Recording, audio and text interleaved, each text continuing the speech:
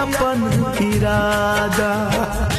प्यार सिखाकर जिसने मुंह मोड़ा है, बीच सफर में आकर जिसने साथ छोड़ा है, ऐ खुदा उसे सलामत रखना जिसने मेरा दिल तोड़ा है। पहले तो साथ जियाई के कइने रही वादा, अब किया बदल छी अपन इरादा।